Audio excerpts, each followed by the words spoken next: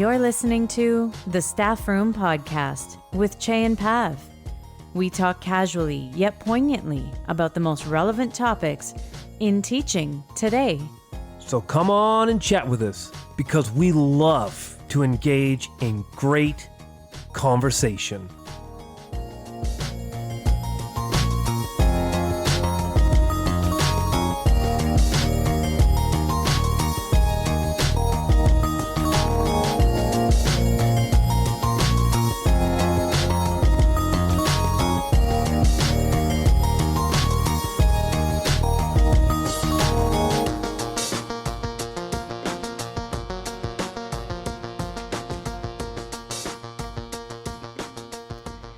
Thank you for joining us today for episode 67 of the Staffroom podcast. Today's topic is one word 2021.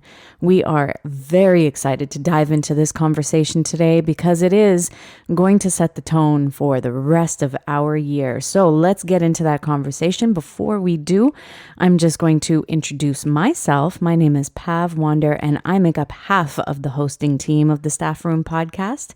I'm sitting next to my co-host, who usually and continues to introduce himself. Start spreading the news. The Staffroom podcast is leading today. And I'm Chey, better known as Gym Guy. I don't know, Hurricane. There's so many words, but Hold on. I got to wrap up this intro. you do it. The That was enjoyable. And whole thing was enjoyable, not just that. no. The whole thing was very enjoyable. I was like, oh, is this the drive? Just continue singing. You know, I was trying to sing something a little bit more falsetto, and I just, I don't have that. Didn't have it? I don't have it. No, it didn't have it It didn't today. have it. Implies that maybe I had it at some point. I do not have it. I can no, do a little come bit on. of Frankie Sinatra. That's it. No, you can do a lot of Frankie Sinatra. And that was fantastic. Thank you for introducing us that way. You know, we're a little rough because we record so often. To not have recorded for a week, maybe to 2 weeks now, we're like, do we have this? Do we have enough notes? Are we prepared enough? You know, every day for the past 2 weeks, I've been feeling this twinge in my heart. Oh, I really miss that microphone. Oh, I keep checking our stats going, but it's been so long since we've recorded an episode and it hurts my heart a little bit and I've missed it. So I'm really happy to be here. And what better episode to pick up on than one word 2021? Okay, yeah. We've talked about this a little bit. We even considered, deciding that we would each do our own one word and then had a different one word for the Staffroom podcast. But then we just went with, no, let's just focus on one word. And perhaps it's not a word that's new to us or it's a shift in pedagogies or philosophy, but it's a re-upping of a word we already connect to quite often. And Pav, why don't I drop it to you to drop what our one word 2021 is, and then we'll dive into the conversation. Thank you so much for giving me the privilege to drop that word. It is, as you say, something that is not new to us, but perhaps something that we would like to put the focus on a little bit more so in 2021. And that word is amplify. Chey and Pav's one word for 2021 is amplify. Let's amp it up. Let's amp it up. Yeah. And like you said, Pav, it's not a new word for us. It's probably a word that we didn't get into the podcasting scene as one of our predetermined goals, but I think it's something that's ascended to us and come to us, and it's an opportunity where we've now seen that we can amplify our voice, amplify other voice, and be really intentional to make sure that we're amplifying our students' voice. Yeah. Sorry, were you going to continue there? No, you got it. Yeah, so it was a little bit of that whole thing. We were thinking a lot about what has this journey really given us? This journey has given us the opportunity to speak our minds, to allow us, people who felt like maybe their voices were not always heard, and our voices became amplified over this past year. And then in in doing so, in learning about how to amplify our own voices, we thought about how then to amplify the voices of those that are around us. And so, yes, to make louder, to make more marked or more pronounced, this is something that we hope to be able to do, not just with our voices, of course, but the voices of everybody that are around us. And that takes me back to our one word for 2020, which was us. And I thought that it might be a nice idea for us to spend just a couple of minutes reviewing our one word from last year and maybe talking a little bit about how it might have influenced our one word for this year. What? Reviewing what we've done in the past to better guide us into the future? Reflecting? Sure, if we must. But yes, last year our word was a very similar thematic in regards to us was about us, and then it was about us, and then it was about all of us to really work into connecting with people and engaging with people and knowing that as us, as the Staffroom podcast could grow, as much as our own growth was phenomenal, but that growth was really a byproduct of connecting with so many other great educators, making a larger group of us working together, and then trying to emphasize that the us wasn't about exclusivity, because ultimately, as we've discussed throughout the years, I just go on a slight tangent, is that when you get bigger, sometimes you think you're becoming more inclusive. Mm-hmm. But ultimately, a lot of times, the bigger you get, the more exclusive you become. And so as you grow, you do really want to make sure that you are connecting with more and more people, venturing off into other spaces, really making sure that as you're becoming a collective bigger, a greater us, that us doesn't have people left out on the outside. And I think collectively, as we grow, we just inherently think that you naturally connect with more people and have more variety and are more inclusive. But I would challenge and say, actually, you just become more and more entrenched with your exclusivity, although you are growing in size. And so part of that us was really being intentional to know that although there's growth and although you're connecting with more people, there are other people to connect with, other stories to hear, mm-hmm. and other stories to connect with, which sort of naturally lends into this wonderful word this year. And that was really the big challenge, right? It's not difficult to go and collect as many people as you can to be part of your network. It's not difficult to do that, right? It's a maximum amount of follows that you can have in any particular day, either on any social media platform. But then the challenge becomes, how do you make meaningful connections and relationships and interactions with all of those people that you have intentionally gone and created a connection to? So I think that was probably the biggest challenge for the year is making sure, as you said so perfectly, is making sure that our us is as inclusive as possible and not just, okay, let's collect a bunch of people, but then always stick to the same core. This is something that was a huge challenge for sure. I think we did an okay job with that. Of course, that's not for myself or you to decide. I think that's dependent on what other people feel that we've been able to accomplish in our relationships with them. So personally, I do hope that those connections that we have made over this past year have been meaningful enough for you to consider our word for 2020 to be true. And of course, as much as that's on view in the social media platform, ultimately the work is really important in your building, in your schools, in mm-hmm. your neighboring schools. And I think one thing we've managed to do or have tried to do is really connect with a lot of educators within, I wouldn't say necessarily our district, but in our family of schools just down the street. And I think a way that's really been manifested is, of course, you switching schools. It's connected with us with other administrators, other teachers. And in some of our other projects, as much as some of that work is done online, a lot of it's also just done grassroots in our traditional spaces. Mm-hmm. But even in those traditional spaces, we've really reached to sort of connect to make that group of us more inclusive and more diverse and beyond our school walls, but not necessarily solely in that social media platform. So I know we've done some, like you said, I feel like we've done some great work of connecting with teachers in our family of schools, in our community of schools, that maybe in years past we hadn't before. Yeah, thank you for pointing that out, Chey. It's obviously something that we think about a lot and we act on quite a bit. But I wasn't I hadn't thought of those connections, those immediate connections, so many more of those that we have made within our community, connecting to even teachers within our board that aren't immediately close to us, the people that are doing such amazing and incredible work that we otherwise probably would never have connected to. So thank you for pointing that out. That is absolutely very key.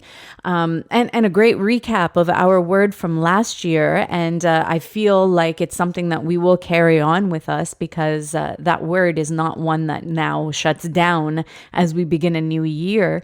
I would love to be able to continue those connections and making sure that we connect to as many people as possible. That word of us is still very meaningful. But let's dive in now to our word for 2021, which is amplify. Now, Pav, I'm just a gym guy, Yep. but I do some research.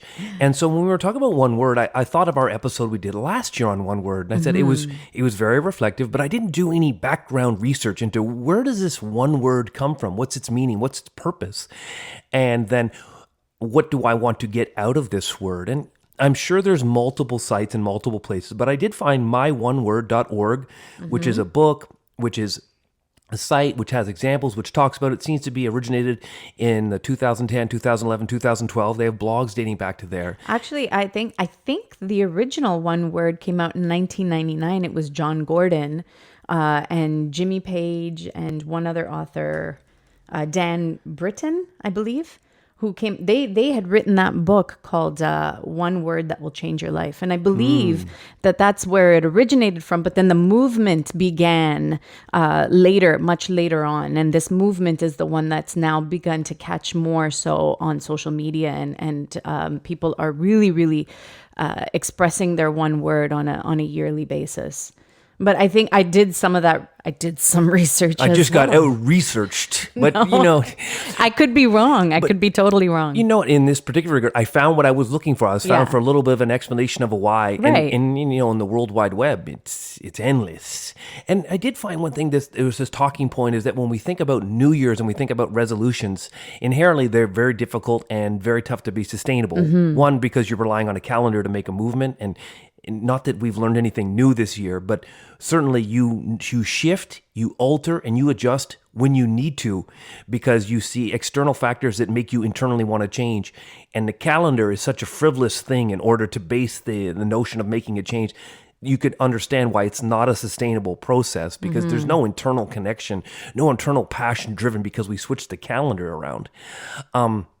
But this idea I was reading was that it's sort of stemmed from trying to set goals in the New Year's, where we set so many and then we can't monitor them, we can't sustain them, that if we could funnel that into a more general one word, that we could remain connected to it, even though maybe our growth every single day wasn't specifically on these goals. So if we had all these goals to say, I'm going to work out 7 days a week, but then you go down to 5, and then you go down to 3.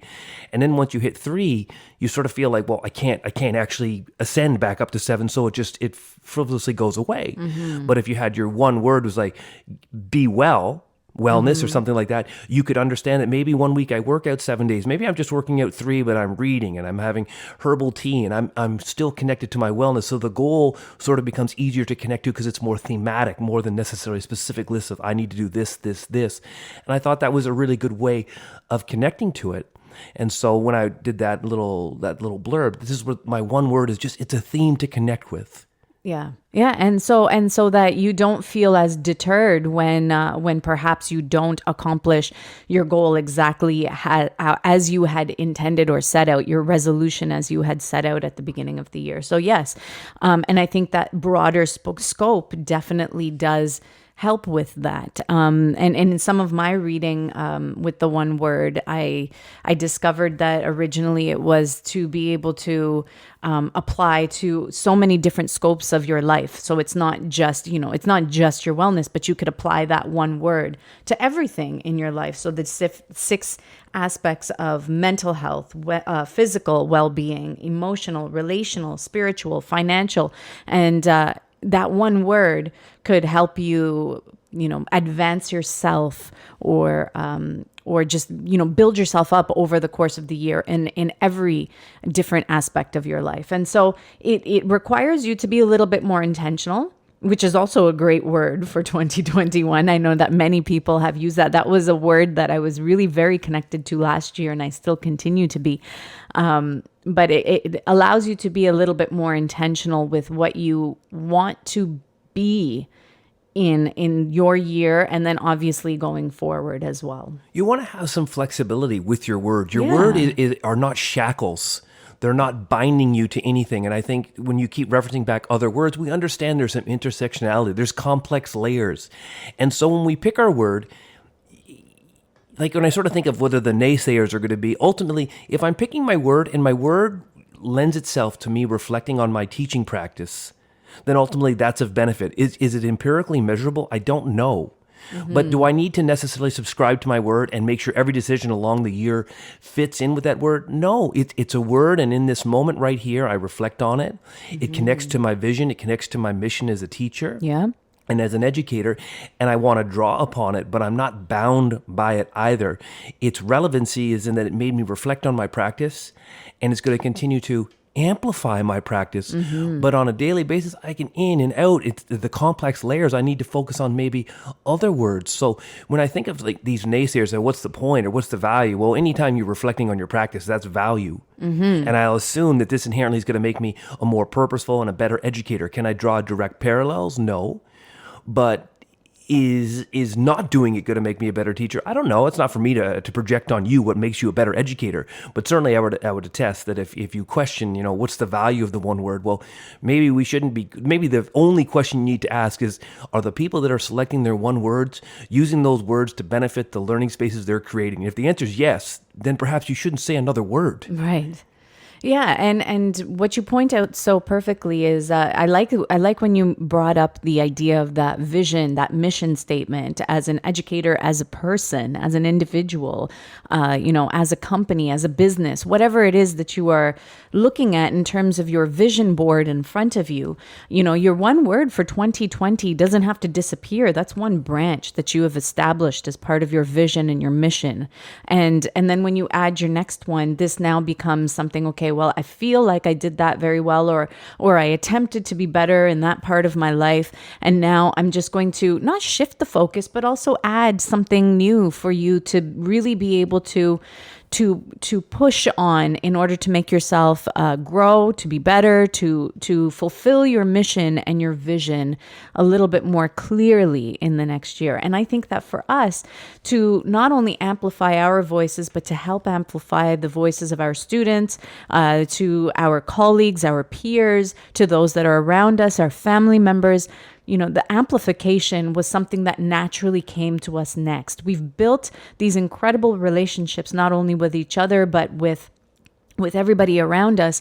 And now how do we offer our support in being able to allow you to also take your voice and share it with everybody in your life? And not only to see you shine, but also your message shine, because everybody has these amazing messages. Our students have these deep-rooted identities that we want them to be able to discover and then also be able to share openly and honestly. And I think that makes them a little bit more confident and sure of who they are, so that they can share what they have inside of them too. I like that you talked about, progression. And I got a quote here, and it doesn't totally fit, but hey, I looked up a series of quotes, and I just got to drop one because this one resonated with me in regards to sort of why the one word, the understanding of the intentionality of that word, the thematic of that word. And as I was looking through like one word quotes to sort of impact the value of a really poignant singular word, I found this one. Okay. Quote, better than 1,000 shallow words is one word that brings peace. End quote. Buddha. I like that. It's very deep. Rather than talking aimlessly and endlessly, our one word Peace, I will personally, like, how do I draw? And peace is anything. Peace in my teaching, and not necessarily world peace. Maybe that might be the word you fix it on, but I connect the word peace to a variety of different, like, what brings me peace in my teaching is knowing that I'm reflecting on my teaching practice. And with that quote, it was drawn upon because you were talking about progress. And I think about maybe early on, we would have had a lot of frivolous words, performative words. And now our words become more poignant. And I thought about our progress and our evolution. When we started as, just podcasters talking about our teaching reflection, we didn't necessarily have an audience. We hadn't really established a platform that we were sharing with anyone. And our growth is not merely the byproduct of our hard work. It's the acceptance of everyone around us that has seen value in our work, value in our voice. And we ascended in regards to, we were no longer merely consumers of other content, which is important. We were the creators of content. We were engaging people with content. And then that enhanced the quality of our podcast. We started to get a little bit more refined in our work, a little bit more specific in our work, a little bit more researched in our work. And certainly I would attest that our last 10 or 15 episodes are by far our best product in regards to our confidence level, in regards to the amount of work we put in, the referencing of the schoolwork we do. It's more than just reflection. And in that process and that progress and people tuning into us and giving us feedback, it's validation, one, but it's an understanding that our voice is making a difference. It's having an impact. It's not just talking into a empty classroom. And we really appreciate that. And we don't ever necessarily think that's because of our hard work. We are very appreciative of the acceptance in this space. But when we see how our voice is impacting it, that's what leads to the word amplify. Amplify wouldn't have been our word last year. Amplify, the 7 people that were listening. I know it wasn't 7. I'm being dramatic. You do that so well.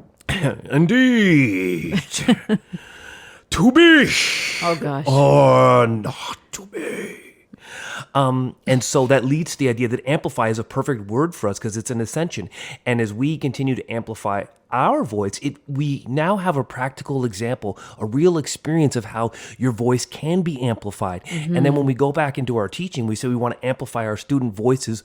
And conversely, we want to make sure we're not getting in the way of our student voices. We don't want to be so cavalier as to think we are amplifying our student voices. Perhaps in the lessons we curate and the way we teach and how we center ourselves, perhaps we've often blocked the amplification of that. Part of amplifying student voice is actually stepping out of the way.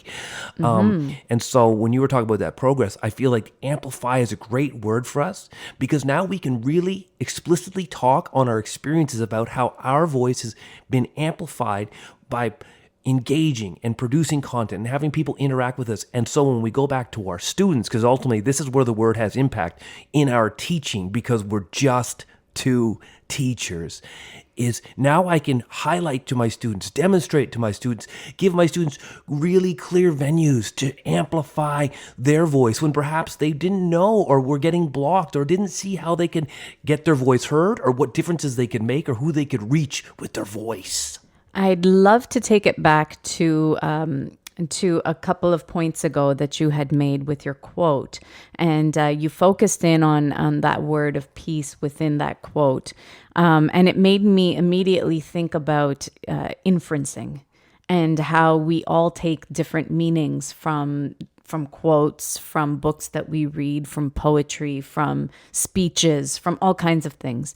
And inferencing is something that we teach our students as well.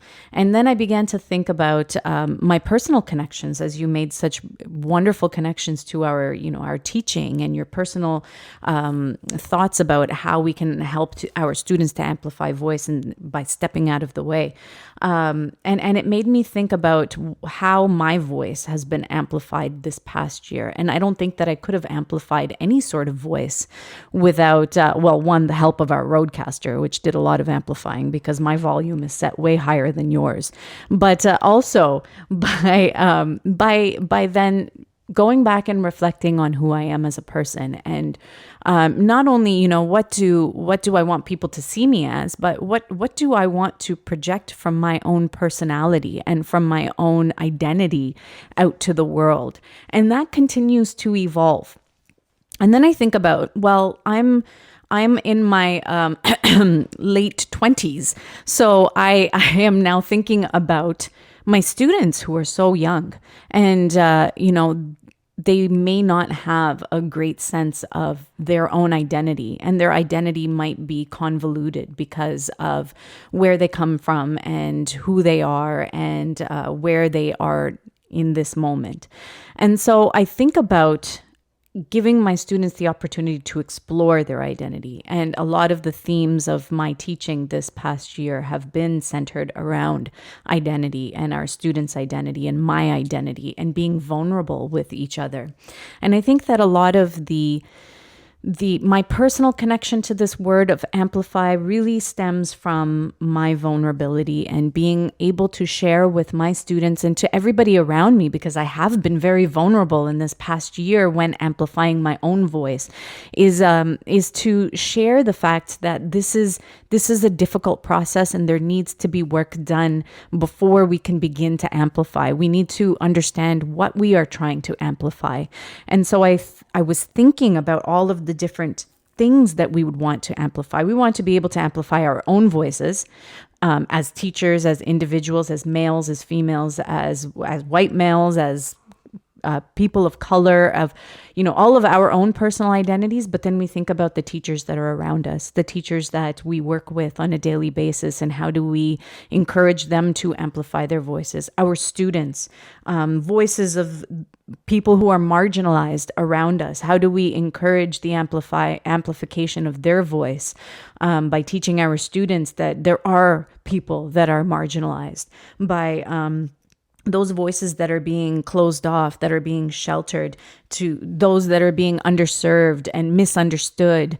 There's so many voices that need amplification. And so how do we bring attention to those voices as well? So those are just my personal connections and some of those things that I was thinking about as you were talking, and things that I've been thinking about in terms of the word amplify, because there are so many ways that we want to be able to amplify this year. And it becomes, like you said, we focus in on this word, but this word can become so broad and affect so many different realms of our lives. So how do we make it meaningful and pronounced over the course of the year? I'm going to piggyback. Oh, piggyback. On the word teachers. Mm-hmm. But I think in our evolution, as much as we've got our voice heard, I think we've realized that where's our place? What's our vision? What's our mission?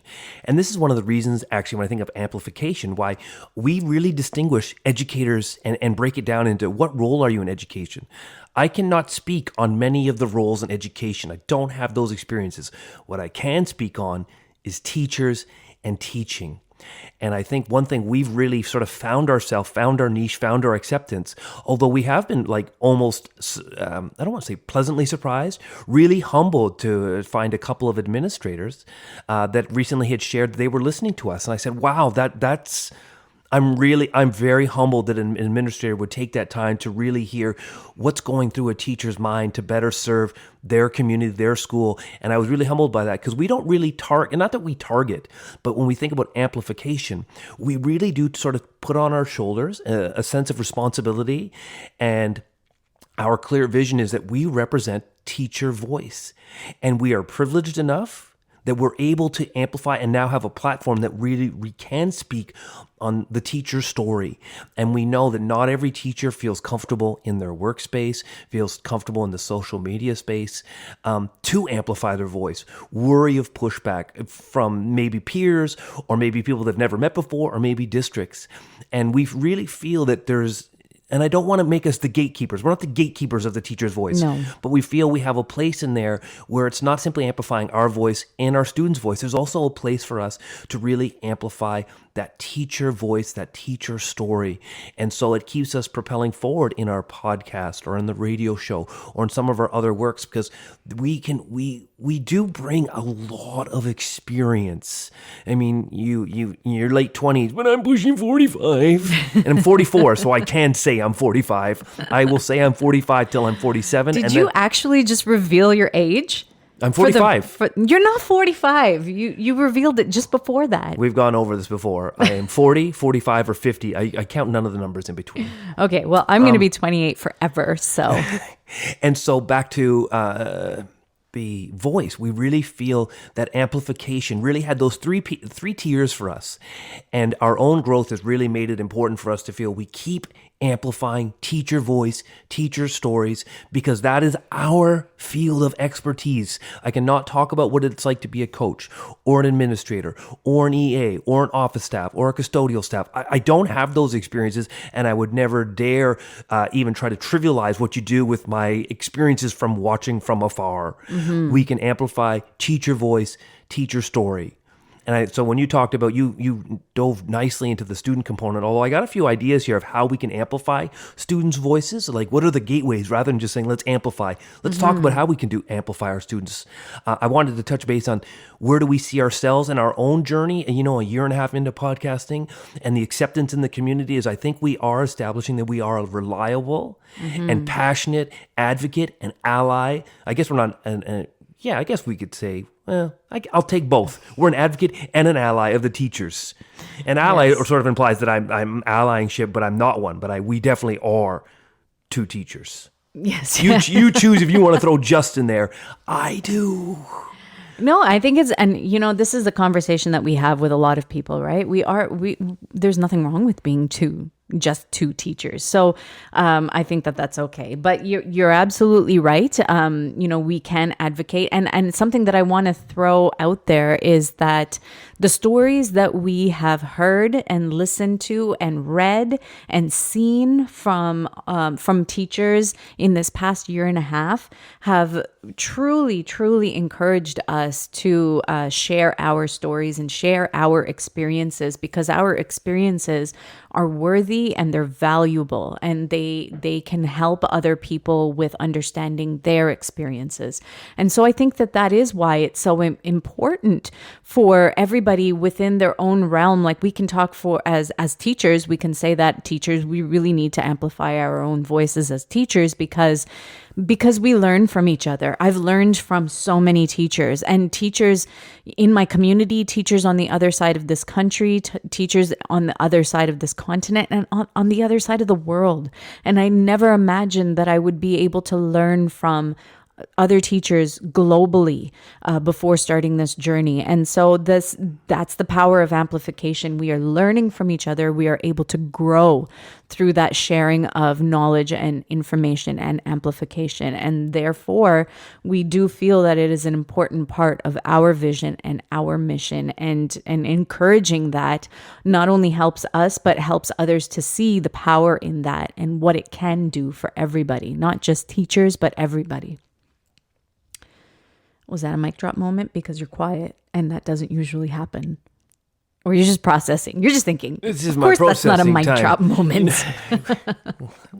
It's not for me to distinguish that. I thought it was a poignant statement. It was a great, as you were talking, I think, how am I going to bring this back to sort of my notes? Because now I jotted down to my notepad just a little bit. They're not great notes, but I don't think I've touched upon, I wanted to dive into, as teachers now, how am I going to work to amplify student voice? And I think the natural one that we've been going to is, amplifying it through podcasting, because it's something we're very comfortable with. And we know we have some administrators that are very keen on seeing our growth and say, well, this would be great for our students. This would be wonderful. We can connect our students and see the power of say, podcasting. When we think of voice, sometimes we think you have to speak. I have to amplify my voice. But that's not necessarily your voice that needs to be heard. You can be seen. You can amplify. So I was thinking the creation of blogging, the creation of websites. Community connection is amplification. That civil engagement, that trying to battle indiscriminatory injustices. We connect with our community. We fight for the environment. We make sure we're not being overrun by big business, etc. We fight for our racial rights, and we connect all those facets of social justice. And so I was thinking that these are ways that we connect our students to amplifying their voice. Sure, you're really active on social media. You're making a podcast. You're having yourself seen by creating a web page. But you also back and cement that and solidify that with community engagement. And the community engagement can start in your classroom. You can start with building school projects, school initiatives. And then from your classroom initiative, you can build to, say, a school initiative. You can take your school initiative and you connect with a local business or a local community. And so when I wanted to talk about student amplification, these are things that we're going to bring back to our classroom. These are the things we're thinking about of when I talk about amplification as my word, I want to have some real connections to it, that the word, although important, also connect back to some specifics. What am I going to bring back to my classroom where I can connect it back to my word, my amplification? So when I'm teaching and I'm trying to give some why to my students, there's that, we're amplifying our voice. This is our word. It's sort of like your target for the day. Maybe you don't have a full standard. You don't have standard 1.6/734 and then a long paragraph. We can say our target today is amplifying our voice. Yeah, and to take it back, I'm thinking a lot about the work that my students and I have been doing this year in understanding our voice before we can even begin to amplify it, right? Like I think about so we want to amplify, we want to create, we want to make this beautiful art, this digital art that we've been working so hard on. We want to do videos and video editing and learn about all of that. We want to create podcasts and audio recordings of ourselves and voiceovers over all kinds of stuff. But what do we want to say? What's the message that we want to give out? And I think that there's a lot of work that has to be done in the beginning to figure that out. Now, I think that you and I, Chey, we had a little bit of this before we started the podcast because we were talking so much to each other.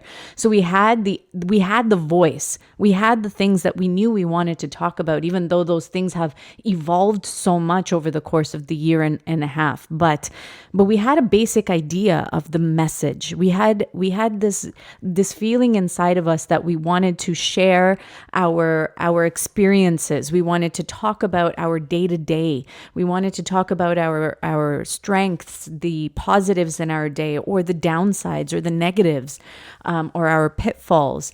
These are things that we wanted to share. That was our message. My students are 11 and 12 years old, and oftentimes they have no idea what they want to say. And so I think that when it comes to our younger students, perhaps that's where we want to begin in helping them amplify. And of course, your students are a little bit older, and so they might already know what they are passionate about, but that is a big portion of amplification of voice. We've all got something in us. We've all got this message that we want to share, this purpose in life, and our purpose can help other people survive. And I know that listening to other people's messages has helped me survive and thrive, and knowing what my mission and my vision for life is as an individual of this planet, and as an educator, as a servant leader, as the many roles, as a mother, as the many roles that I assume in my world.